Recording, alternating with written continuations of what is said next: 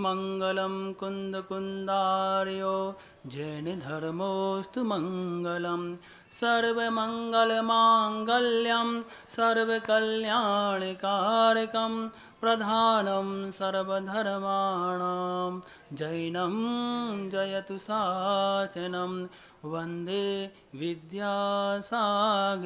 बोल देवादिदेव 1000 श्री वासु पूज्य भगवान की जय। देवादिदेव 1000 श्री मुनि शोभितनाथ भगवान की जय। श्री चिंतामणि पार्श्वनाथ भगवान की जय। श्री नेमिनाथ भगवान की जय। वर्तमान शासन श्री महावीर भगवान की जय। आचार्य परमेश्वरी गुरुदेव श्री विद्यासागर जी महामुनि राज की जय। मुनि श्री सौम्य सागर जी महाराज की मुनि श्री निष्प्रय सागर जी महाराज की जय। मुनि श्री निश्चल सागर जी महाराज की जय। मुनि श्री निर्भीक सागर जी महाराज की जय। मुनि श्री नीराक सागर जी महाराज की 3 कम 9 करोड़ मुनि राजों की उत्तम ब्रह्मचर्य धर्म की जय। जय बोलो परम पूज्य मुनि श्री 108 ओंकार सागर जी महामुनि राज की, समस्त मुनि संघ की। बात उत्तम ब्रह्मचर्य की है तो विश्व के जितने भी धर्म हैं सभी में इसका सर्वोपरि स्थान है। काय का? ब्रह्मचर्य का। यह समस्त साधनाओं का मूल माना जाता है।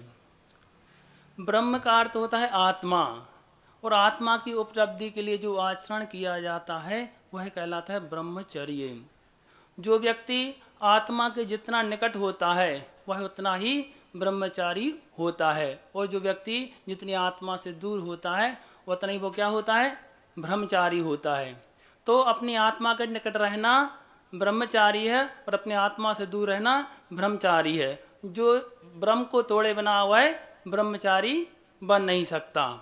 असल में हमारी ऊर्जा इंद्रिय द्वारों के द्वारा निरंतर बाहर की ओर जा रही है, तो उसको अपने अंदर लाने के लिए क्या करना पड़ेगा? संयम का बांध बनाना पड़ेगा। तो अपनी ऊर्जा निरंतर बाहर जाने से अपना क्या आत्मबल कमज़ोर हो जाता है और हम निसहाय हो जाते हैं। तो उसके लिए अपन को काय का बांध बनाना है? संयम का बांध बनाना, जिससे कि वह ऊर्जा रुक जाएगी। जैसे कि नदी बहती है, उस पर यदि बांध बना लिया जाए और फिर उसका दिशा परिवर्तित कर दिया जाए तो लाइट उत्पन्न होती है, ऊर्जा उत्पन्न होती है। इसी प्रकार जब हम अपनी काम रूपी अपनी काम के द्वारा इंद्रियों के द्वारा क्या अपनी ऊर्जा बाहर बह रही है, उसे संयम के द्वारा बांध बनाकर उसको रोककर उस अपना आत्म उद्धार आत्म ऊर्ध्वमुखी बना सकते हैं। नहीं तो बाह्यमुखी से ऊर्ध्वमुखी होना ही क्या कहलाता है? ब्रह्मचर्य कहलाता है। तो अपन को ये समझना है कि संसार में सभी प्राणी चाहे स्वर्ग में हो चाहे नरक में हो चाहे यहाँ पर हो, सभी की 4 संज्ञाएं लगी हुई हैं। 4 संज्ञा मतलब इच्छाएं। कौन कौन सी? आहार, भय, मैथुन और परिग्रह। इसके लिए पंडित आशाधर जी ने कहा है कि चतुर संज्ञा ज्वरा दुरा। ये संज्ञा कैसी है? ज्वर के समान है, सभी प्राणियों को कष्ट देने वाली हैं। तो जो 16 स्वर्ग के ऊपर कल्पातीत देव हैं उनके लिए क्या कहते हैं? वे प्रविचार से रहित होते हैं। तो क्या वहाँ पर संज्ञाएं नहीं होती? वहाँ पर भी 4 संज्ञाएं होती हैं। तो जो विषय भोग का त्याग करने वाले बीतरागी मुनिराज हैं उनको जो सुख प्राप्त होता है उसका अनंतमा विभाग भी उन प्रविचार से रहित देवों के लिए नहीं होता। मतलब क्या है? जितना सुख वो अपनी पूर्ण आयु में जिंदगी भर प्राप्त नहीं करते, उसका कई गुना असंख्यात गुना सुख मुनिराज के एक क्षण में भी प्राप्त हो जाता। वो क्यों होता है? क्योंकि वो सबसे बड़ा सुख होता है आत्म सुख। तो जब कभी भी गुरुओं के उपदेश से जिनवाणी के श्रवण से हमें यह ज्ञात भाव जागृत हो जाते हैं कि हमारा स्वभाव कैसा है? इंद्रियातीत है, विषय भोगों से रहित है। जब ऐसी अनुभूति होगी तो उसको पाने के लिए क्या मोक्ष मार्ग को पर आगे बढ़ सकते हैं। आचार्यों ने एक बहुत अच्छी गाथा कही है। सब्बम गम पेक्षंतो इत्थीणम तास मुयादि दुर्भावम तो ब्रह्मचेर भावम सुख करी खलु दुद्धरम धरदी। जो पुण्यात्मा स्त्रियों के सुंदर अंगों को देखकर भी उनमें राग रूप बुरे परिणामों का त्याग करता है, वही इस दुर्धर ब्रह्मचर्य व्रत का धारण करने वाला होता है। इस प्रसंग में आचार्य श्री से सुना था या पढ़ा था, एक मनोज और एक मनोरमा यानी एक कामदेव और उसकी पत्नी साथ में जंगल के लिए, बिहार के लिए भ्रमण के लिए निकलते हैं।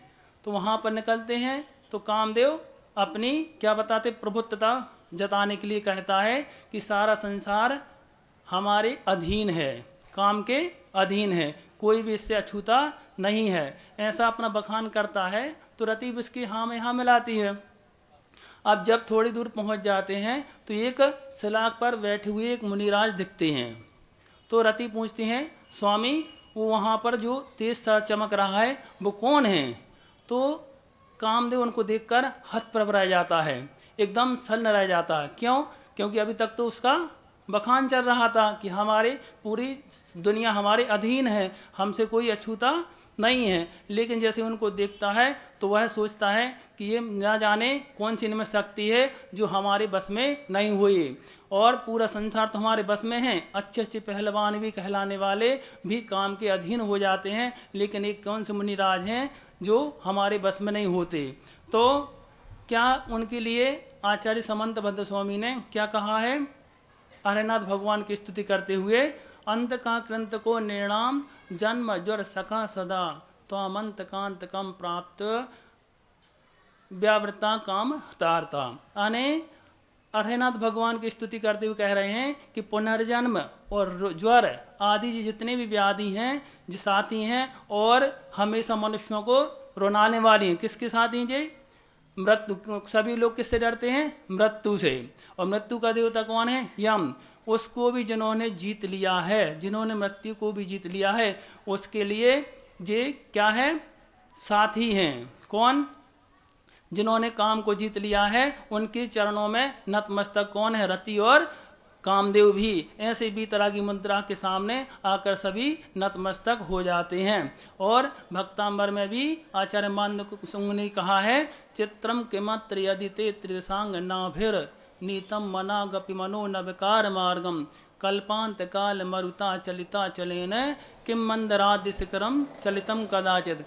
भगवान की स्तुति करते हुए कहते हैं कि जिस प्रकार प्रलय काल की पवन भी छोटे छोटे पर्वतों को हिलाने वाली हो सकती है, लेकिन वह कभी भी 3 काल में सुमेरु पर्वत को नहीं हिला सकती। और उसी प्रकार हे प्रभु, आपके चित्त को विचलित करने वाले स्वर्गों की अप्सराएं भी क्यों ना आ जाएं, वह आपके मन को विकार उत्पन्न नहीं कर सकती। ऐसे कौन होते हैं? बीतरागी मुनिराज होते हैं, जिनके चरणों में कामदेव और रति भी नतमस्तक हैं, हार मानकर उनके चरणों में बैठ जाते हैं। तो एक विद्यार्थी था, गुरुकुल में पढ़ता था। अब गुरुकुल में बहुत साल हो गए विद्या अध्ययन करते हुए, तो गुरु के मन में आया कि विद्यार्थियों की परीक्षा तो लेनी चाहिए। कहाँ तक पहुँचे? तो एक दिन सभी विद्यार्थियों की परीक्षा रखी गई। परीक्षा में एक के बाद एक करके सारे विद्यार्थी फेल होते गए। तो गुरुजी को विश्वास हो गया कि ये परीक्षा कोई नहीं निकाल पाएगा।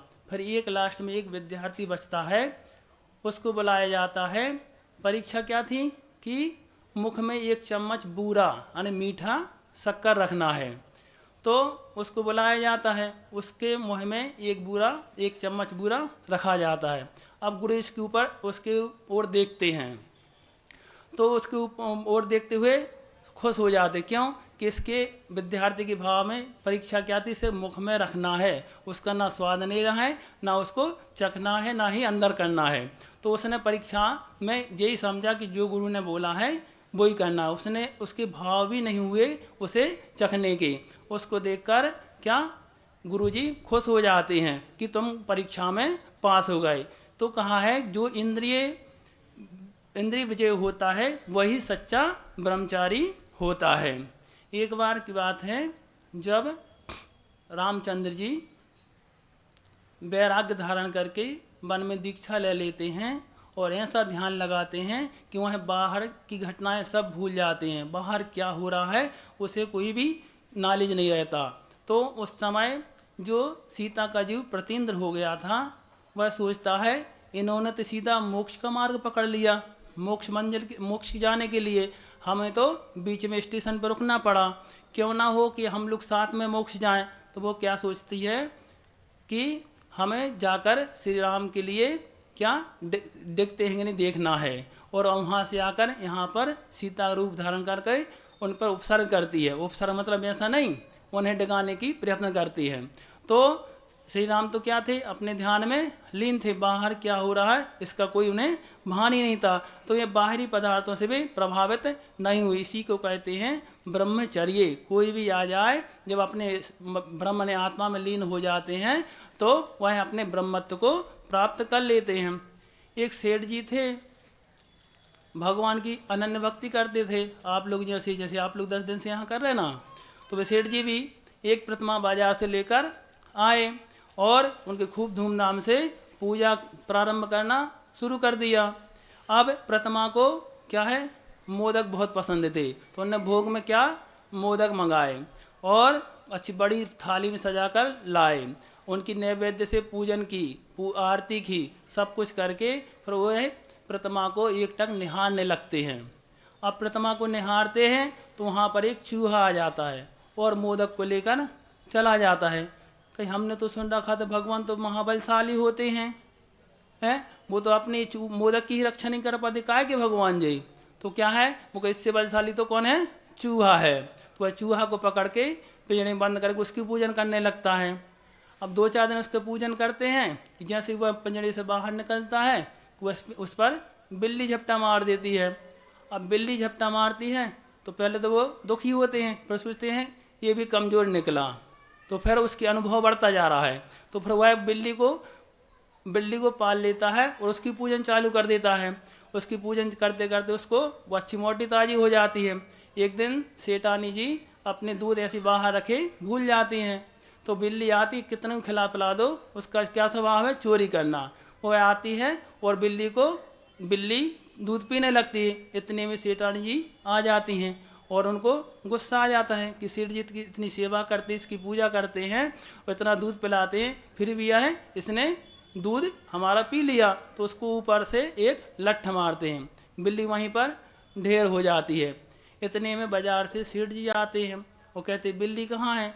तो बिल्ली की बताते कि आपने तो इतना पोला पासा उसकी पूजा की, और लेकिन वो तो चोरी करती, चोर निकली, इसलिए हमने उसे मार दिया।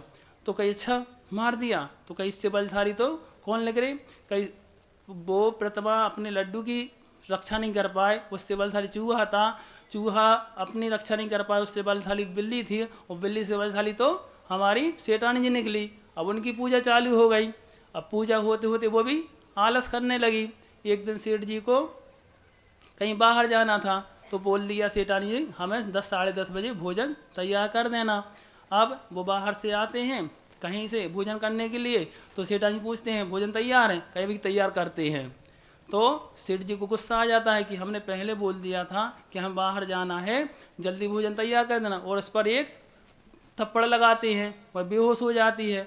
उस पर वह पानी पड़ी किंच के वो सचेत आती है। तो क्या सोचते हैं कि इससे बलशाली तो उसका अनुभव बढ़ता ही जा रहा था, इससे बलशाली तो हम ही हैं। इसी प्रकार तो अपन क्या करते हैं कि इसके पास जाते हैं, उसके पास जाते हैं, काय के लिए, सुख के लिए कि ये हमसे बलशाली, ये हमसे, जबकि हर आत्मा में अनंत शक्ति है। वो अपने अंदर तो खोजता नहीं है, बाहर खोजता रहता है। जब उसे अपना भान हो जाता है तो बाहर की वस्तुएं फिर कुछ भी नहीं, उसके अंदर जो सुख हैगी उसे वह प्राप्त कर लेता है। आपके यहाँ के कौन से राजा जी हुए हैं, शिवाजी सत्यपति, उनके जीवन का एक प्रसंग है कि जब एक बार उनकी सेना कल्याण राज्य की पर आक्रमण करके उसे जीत लेते हैं। अब जीत कर उनकी सीमा जब सेना वापस आती है तो सेनापति क्या शिवाजी से बोलते हैं हमने उस राज्य को जीत लिया है। तो शिवाजी बोलते हैं हमारे लिए क्या लाए वहाँ से, क्या अच्छा। तो कई विश्व की सर्वश्रेष्ठ कृति आपके लिए चरणों में समर्पित है कि क्या है। तो वो उनकी पुत्र वधू को, कल्याण नरेश की पुत्र वधू को उनके सामने खड़ा कर देते हैं। तो सेनापति के लिए क्या करते हैं, धिक्कार है तुम्हें जो तुम दूसरे की पुत्र वधू को ऐसा कहते होगी। यदि तुम्हारी पुत्र वधू होती तुम ऐसा करते क्या, वही यदि तुम्हारी माँ बहन होती तुम उसके साथ ऐसा करते क्या। तो क्या कहते, वो आज से हमारी बहन है और इसको बाइज्जत वहीं पर छोड़ कर आओ। ऐसे आपके यहाँ के सत्यपति शिवाजी का चरित्र है जिन्होंने एक आदर्श स्थापित किया। ऐसे एक बुंदेलखंड के कौन हुए हैं, बुंदेलखंड के पन्ना नरेश महाराजा 70 साल हुए हैं। उनके जीवन के एक बहुत ही अच्छा प्रसंग है। जब उनसे एक कोई स्त्री आती है और प्रार्थना करती कि आप तो सभी के दुखों को मिटाते हैं, हमारा भी दुख दूर करें। तो वो कहते बोलिए, जहाँ तक बनेगा आपका दुख दूर करने की कोशिश करेंगे। तो कहते हैं हमारे पास कोई संतान नहीं है, हमारे पति इसमें असमर्थ हैं, आप कृपा करके हमें आप जैसी संतान चाहिए। तो वो समझ जाते हैं। तो कई कहते हैं सत्यसाल जी कि जब इसके लिए अपन को पाप करने की क्या जरूरत है, हम ही आज से आपके पुत्र हैं। और वो सिंहासन से उठते हैं और उसके चरण छूते हैं, कहते हैं हम आपके पुत्र हैं, आपकी हम जिंदगी भर सेवा करेंगे। ऐसे ऐसे महान पुरुष हुए हैं जो आज इस ब्रह्मचर्य के दिन विशेष उनको याद किया जाता है। जॉर्ज बर्नास शॉ आयरलैंड के एक प्रख्यात लेखक थे। उन्होंने मानव समस्या के अनेक विषयों पर लेख लिखे। इसके बाद में उनको अच्छी तनख्वाहें भी मिलती थी। तो वहाँ एक इंग्लैंड की अत्यंत रूपवती अभिनेत्री उन पर मोहित हो गई और उसने सोचा यदि इनके साथ विवाह हो जाएगा तो क्या होगा, एक अच्छी संतान उत्पन्न होगी। और यह प्रस्ताव लेकर वो उनके पास पहुँचते हैं।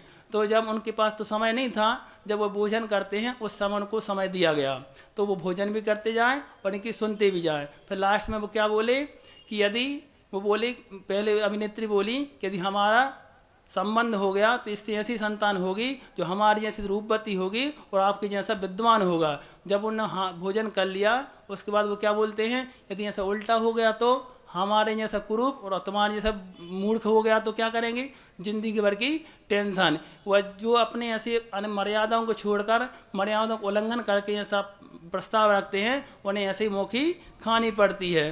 तो किसी ने कहा है कि मन को यदि कंट्रोल में करना है तो 4 बातें याद रखना पड़ेगा।